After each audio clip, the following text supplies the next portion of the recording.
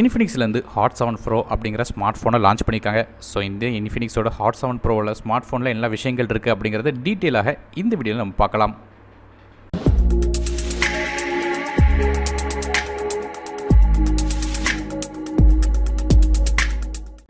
இன்ஃபினிக்ஸோட இந்த hot 7 bro smart ஃபோனை பற்றி பேசும்போது முதல்ல இந்த ஃபோனில் இருக்க டிஸ்பிளேலேருந்து ஆரம்பிக்கலாம்.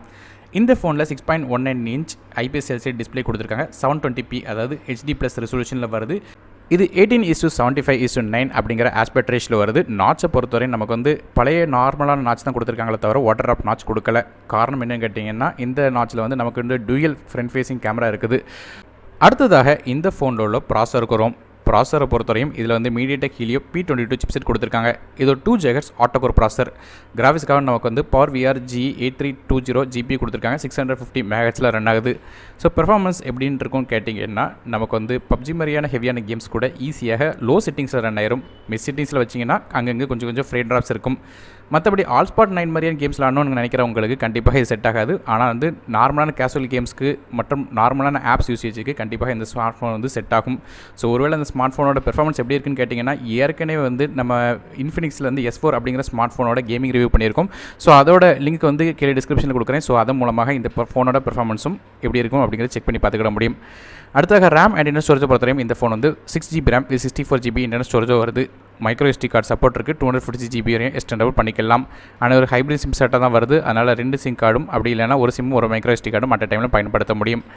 அடுத்ததாக இந்த ஃபோனில் உள்ள கேமரா வரும். பேக்கில் நமக்கு டியூவல் கேமரா கொடுத்துருக்காங்க. ஒன்று 13 MP camera with f1.8 aperture.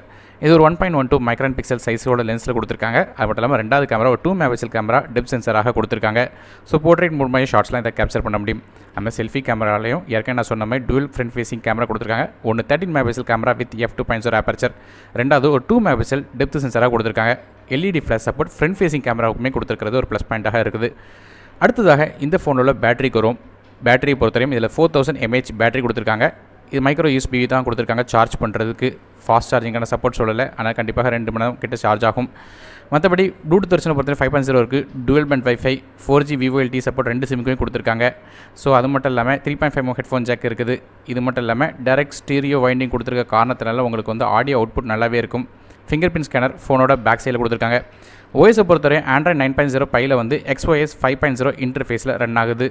So ஓவராலாக இந்த ஃபோன் நமக்கு midnight black aqua blue அப்படிங்கிற 2 டிஃப்ரெண்ட்டான கலரில் வருது. இதோட விலையை பொறுத்தவரையும் நமக்கு 9999 அப்படி சொல்லி ஃப்ளிப்கார்ட்டில் விற்கிறாங்க. லிங்க்ஸ் கீழே டிஸ்கிரிப்ஷனில் கொடுக்குறேன். செக் பண்ணி பார்த்துக்கோங்க. ஸோ இந்த வீடியோ உங்களுக்கு பயனுள்ள மறக்காமல் லைக் பண்ணுங்கள். உங்கள் ஃப்ரெண்ட்ஸ் அண்ட் ஃபேமிலிஸ்க்கும் மறக்காமல் இந்த வீடியோ ஷேர் பண்ணுங்கள். அது மட்டும் இல்லாமல் சேனல் சப்ஸ்கிரைப் பண்ணிட்டு பக்கத்தில் பெல் ஐக்கனையும் ப்ரெஸ் பண்ணுங்கள். என்னை மேலும் பல வீடியோக்கு இருக்குதுன்னு அருண் டெக் தமிழுக்காக மற்றொரு வீடியோவில் உங்கள் சந்திக்க வரை நன்றி, வணக்கம்.